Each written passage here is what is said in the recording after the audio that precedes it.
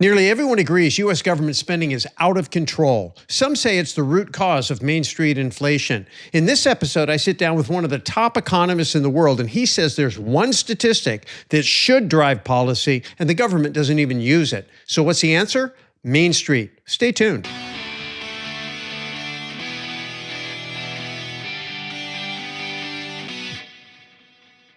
Welcome to the Main Street Capitalist Show. I'm your host, Russell Gray, and we're here live at the New Orleans Investment Conference 2025, and it has been epic. And I sat in this morning on an amazing presentation that was given by the promoter of FreedomFest, a guy I've known for a long, long time, one of the top 20 living economists in the world, and a prolific author, and a descendant of Benjamin Franklin. Dr. Mark Skousen. And still living. Still living, yeah. Welcome to the show. Glad to have you. Thank you, Russ. So I got your book here, and you wrote this thing, what, 1990? Yeah. So we're going to talk about that in a little bit, but I want to talk about some of the things that you talked about this morning because it really resonated with me. And my mission with Main Street Media Network, Main Street Capitalist, and the Raising Capitalist Foundation. And you talk specifically about what's happening in New York and the odds of New York, as we're sitting here today, we'll know by the end of the day, I think, electing a Democratic socialist. And there's a reason you said that was happening, and what caused that? It really is a referendum on Trump himself and the Trump administration and all the things that he's doing. He's doing so much, so fast that our heads are swimming.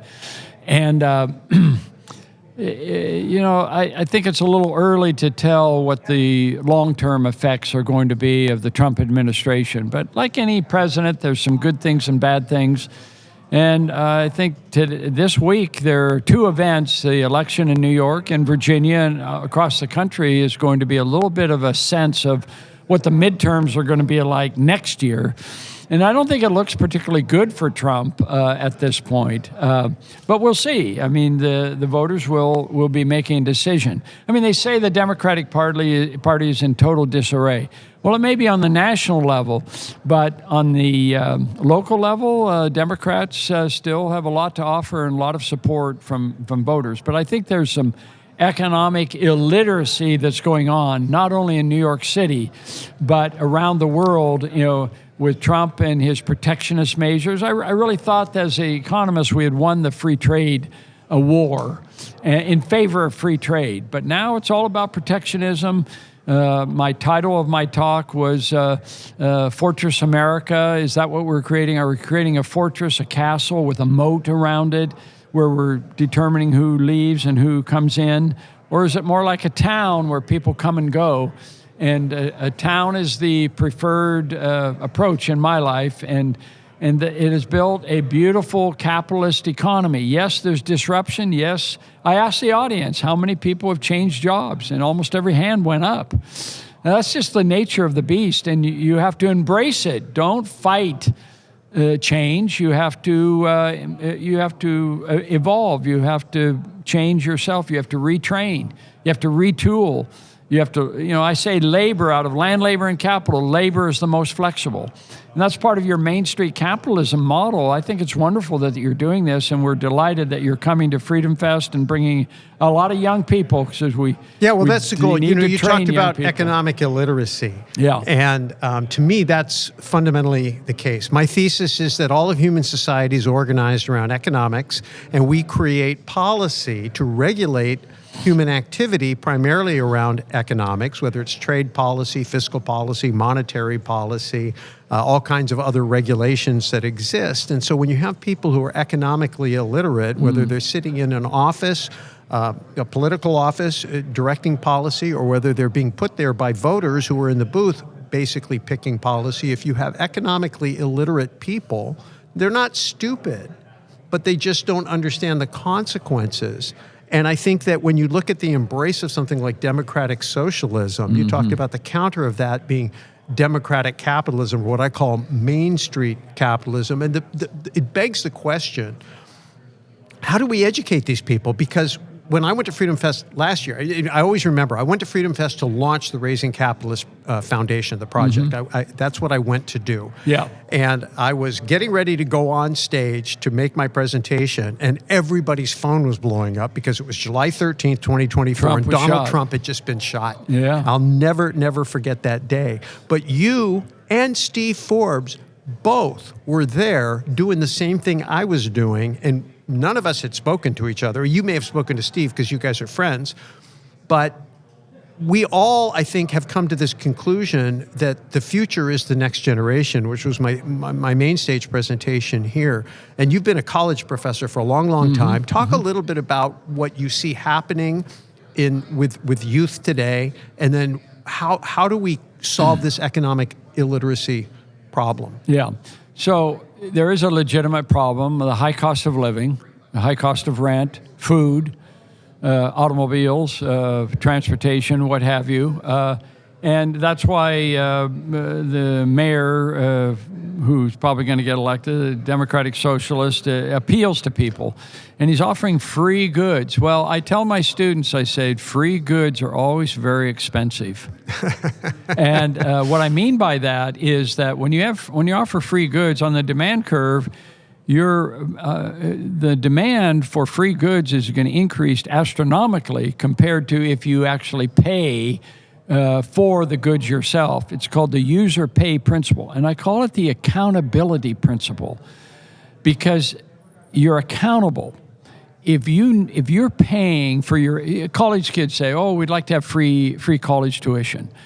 People say, I'd like free medical services. This sounds really good. They have it in Canada. Why don't we have it here? Well, the answer is that when the user pays, you're much more accountable. You're much more responsible. You shop around. You look for the best price. You look for the best quality. You have choice. It's all about public choice. And so the problem is in students, for example, studies show that students that pay for their education, partially or in total, choose their major faster, get better grades, and graduate sooner. They're invested. Why? They're invested. Yeah. And so that is really the key point about paying for services. The user pays. And when a third party is paying, when your company is paying, when the insurance company is paying, when the government is paying, you don't pay attention to the costs, and the costs rise astronomically. And there's this wonderful chart. I'm going to show it in one of my, I have this amazing graphs presentation. And in it, I show that things where government is involved, their costs have been rising. When private sector is involved, the costs are declining over time. It's a very interesting chart. So I wanted to, I had something else I wanted to say. Oh, potluck. So I look at it like a potluck, right? If you go to a potluck and you eat, but you don't bring, you think, oh, that's pretty good. If everybody goes to the potluck and eats but doesn't bring, now you don't have any food, everybody starves, but everybody thinks I'm going to get something for free. So that's kind of the way I describe this concept of getting something for nothing. But I wanted to talk about, you mentioned, and I know we just have a little bit of time, you said capitalism is about dynamic disruption. Yeah. And we always talk in investing and creative disruption. Creative disruption. Yeah. I thought you said dynamic, but yeah, I said both. Yeah. Okay. Yeah, right. So, but talk a little bit about that, because I think right now we have everything is changing very, very fast, and it's disconcerting for people. Yeah. You talked about labor needing to adapt. It's not the first time in human history, but it's a pace of change. Yeah. And yet it's an evolving of tearing down the old to rebuild something new and better. So how do you, what is dynamic or creative capitalism? Creative disruption. It's Clay Christensen's term from Harvard, the late Harvard business management. And I like his term better than creative destruction, which Joseph Schumpeter used, the Austrian Harvard economist also. But it's a little harsh, destruction. Disruption's better because most people survive the disruption. If you lose your job, you retrain and you get another job. And sometimes it's a better job. Most of the time it's a better job. Or you create a job, or create a business that creates jobs. And it's the same thing in real estate. You know, there's problems that are created.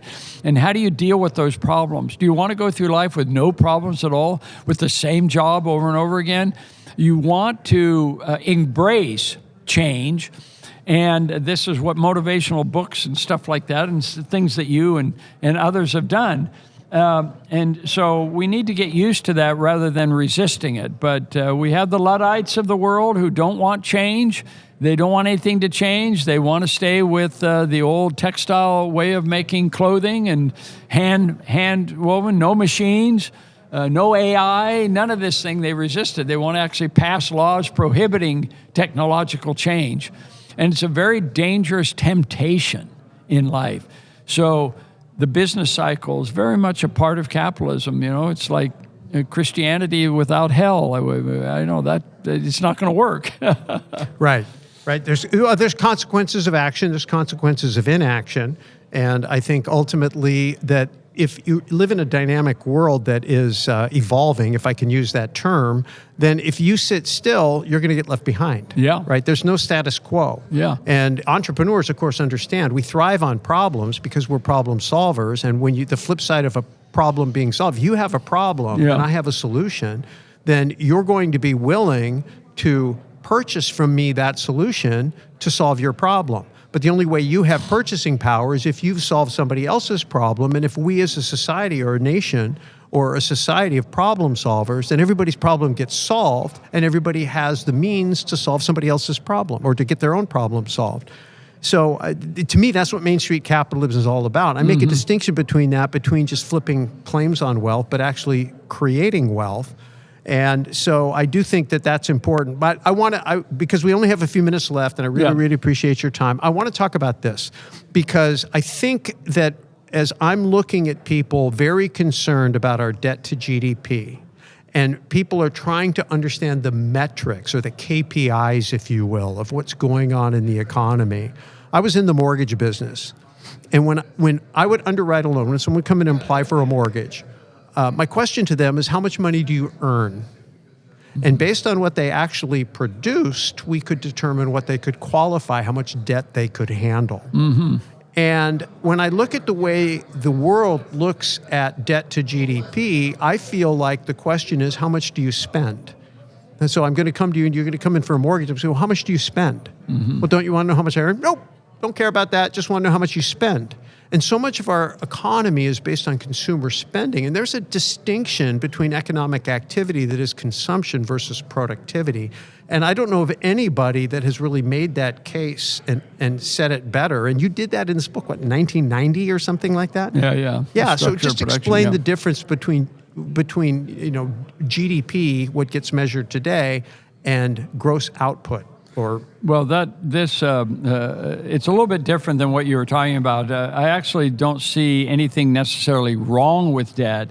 It's your ability to finance debt. Correct. If you can finance a debt, a mortgage is good. Right, based on earnings. Based on earnings. That's right. Your ability. It's called the prudent man rule in banking. And it's the same thing nationally. Are we financing through taxation? Can we finance our debt? And the biggest problem is that interest rates are rising faster. The ability to pay the debt is becoming more and more difficult.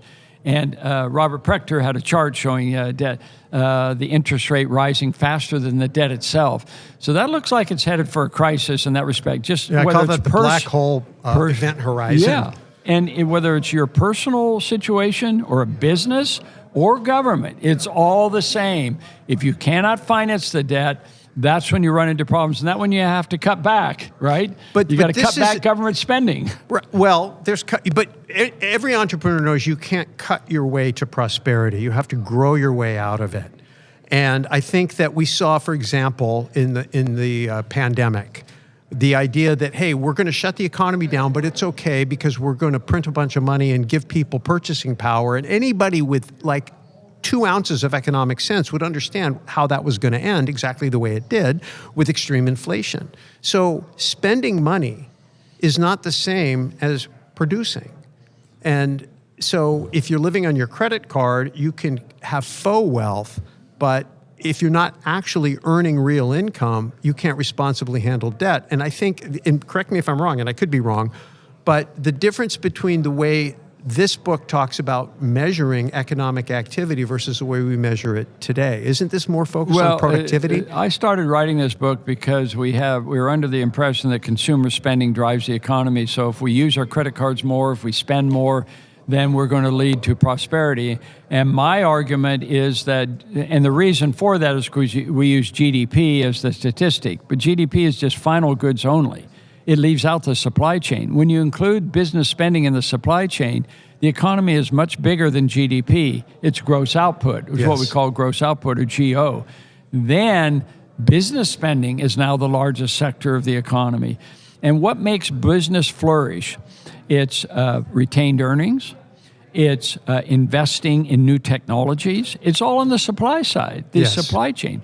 And for an individual, for example, you said we need to grow out of, or on a national level, we need to grow out of the spending problem, the deficit problem. But actually, I'll give you a quote from Ben Franklin. There's much revenue in economy.